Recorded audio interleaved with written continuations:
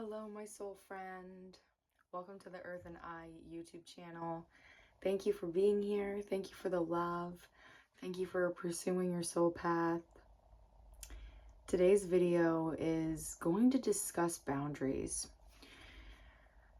Three main things I want to bring to the forefront: their importance, their purpose, preconceived notions that we have about boundaries, and how to maintain and really nurture our boundaries. So try to hold me accountable to those three things. First, what is the purpose of boundaries? In this life experience, we are works of abundance. We're a working of the abundant God, endless, multi-dimensional, multi-versatile. So when we come into this experience, we're learning how to work with this energy. Boundaries are important because if we don't have any, we are blending in with the all of everything. Now, that can be kind of contradictory to the oneness of us all, but it's part of the experience. It's necessary to have these separations that allow you to maneuver fully through your path in finding your path as well. Boundaries serve great importance because they are truly what empowers us and enables us to see through our visions, to actually move in the direction of dreams. Boundaries are not easy to create and maintain.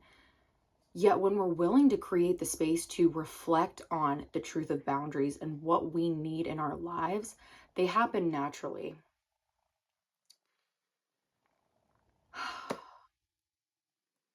Your boundaries can be different than everybody in your lives. And that's something that can be difficult in establishing boundaries.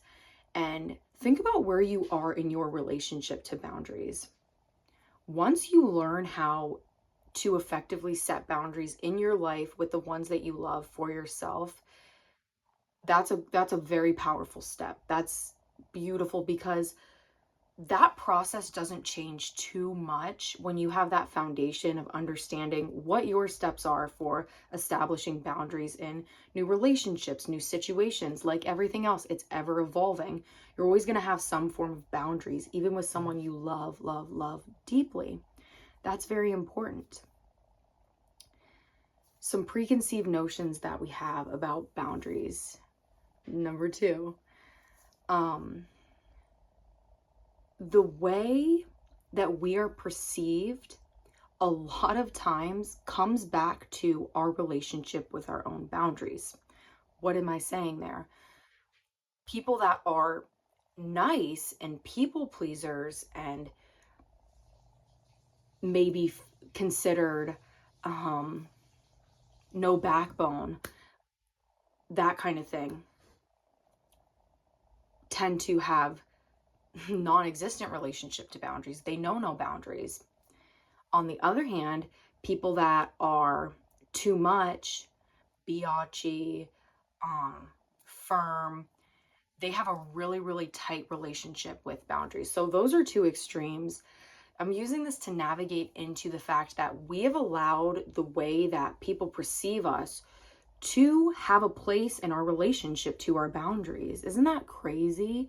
That when we look at our relationship to boundaries, we can see the penetration of other people's opinions in that functioning relationship. And it's very dependent on the relationships you have in your life, the way that you want to be viewed in the world, the way that you show up for yourself, and what you want. It's all about flipping that energy inside and establishing what's necessary to bring that to fruitful life. We fall in love with these visions and these ideas, but they don't have the energy necessary to actually function and vibrate in our worlds. So pulling that energy back in, it's necessary to establish these boundaries. It's kind of like the way that we direct energy. You direct it in certain places and you can trust that it's safe there because you have boundaries to keep it in line. Number 3, I think, I forget what I said at the beginning, but these are going to be some kind of important tips on maintaining your boundaries, nourishing, and growing them. There we go. You cannot have any exceptions to your boundaries. The minute that you cross your own boundaries or allow someone to cross your boundary, you have to face that head on and you have to face it fully. That sends out a vibration that changes the vibration in your relationship to that boundary.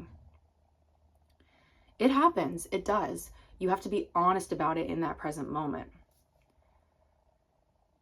When we love is such a powerful emotion. It's so beautiful. And many a times when we are experiencing that, we're feeling that we don't want to lose it. We get our priorities mixed up, and then we're willing to put that experience above the maintenance of our own internal loving system and dissolve all of our boundaries because we believe that that's what's necessary in order to receive this love, to be in this state of love. That's this journey. That's the beauty of this journey of spirituality, is realizing we don't have to do anything specific, anything degrading, anything that goes against our truth within to receive these beautiful gifts from God. For example, let's take an example of a boundary that your boundary is, if someone asks you to hang out and you don't feel like hanging out, you say no. You've become familiar enough with your intuitive knowing about when someone asks you that question. You've gotten to know your guidance system, that you know the answer. You have listened to the answer. Clear communication there. And then you meet someone who you really, really like, and they ask you to hang out, and your internal guide is saying no, and you say yes anyways. That begins siphoning energy if that goes on unfaced. And that is one example of millions, endless examples. But I want you to take that with you and realize and ask, am I creating exceptions in my boundaries? It happens. It does. It's just very important to truly nourish those outlines that you've created for yourself, and realizing that they're fluid and flexible like everything else, but it's a very conscious decision. You have to consciously say, okay, I'm going to dissolve this boundary to create this new one. I'm going to combine these two boundaries. I'm going to align these two aspects of my life in this way. That was really my big important thing. And when you're able to really become aware of where you're doing that, how you're doing that, or even if you're not doing it, where you feel tempted to do that, and realizing that that is such a great service to yourself, you are acknowledging the beauty, the power, the abundance, the love, the everything that you experience outside within. Even if you really want to do something, you're willing to listen to your guide, to your soul, and follow that path, to go with that in knowing, in full vision. Boundaries, they're complex. They're ever changing. Yet that's where a lot of our power lies, and how firm you are willing to, and how loyal you are willing to be to your own boundaries without having to validate them, without having to explain them, without having to question them. You get into this really beautiful flow when boundaries start creating themselves naturally. Have you experienced that? Or it's like you naturally feel like, okay, I'm kind of hitting a boundary. This is kind of tipping a boundary for me that I didn't even know I had. And that's when we really start deepening our communication to self, learning about self. And even in the freest life that you can live, you still have some form of boundaries. And your relationship to your boundaries is just like a relationship to a person. The communication, the fluidity, the reasoning, the balance. Your intuition is speaking to you through boundaries, and you can respond consciously. And that's co-creation. Co-creation is happening everywhere all the time. So amazing. Respecting your own boundaries empowers you to respect other people's boundaries. Taking responsibility is amazing too, because sometimes when we feel like, oh, I let someone cross my boundary, like I was emphasizing about the importance of that nourishment of where we don't make exceptions to our boundaries. When we do that and then we beat ourselves up, we feel nasty, and we can even blame the other person for that, for pushing us past our boundaries. Are there case scenarios where people do that? Yes, but we'll save that for another talk. This is like those minor little things that happen. I don't like to say little, but those situations where it's like, oh, you know that this is pushing a boundary, but you agree to it anyways. Why did I just do that? Oh, and then you kind of sit in this agony and it can turn into blame. That is a powerful experience because you can alchemize that to create firmer, more trustworthy boundaries and communication with yourself. Those situations strengthen our intuition more than our conscious mind realizes because of the emotion that happens with them. But if we're willing to turn that awareness inside and realize that we're just angry because we weren't listening to our truth within, not because of what this person did or that person, magic happens. Magic happens. So our wrap up, I was so enthusiastic.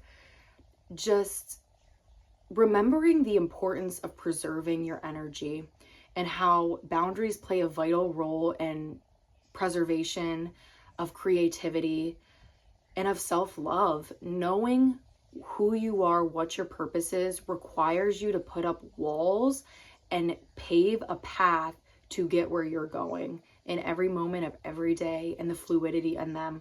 Prioritize your boundaries, your wants, your desires, your necessities. Take care of yourself in the deepest way possible, and don't accept anything less than that.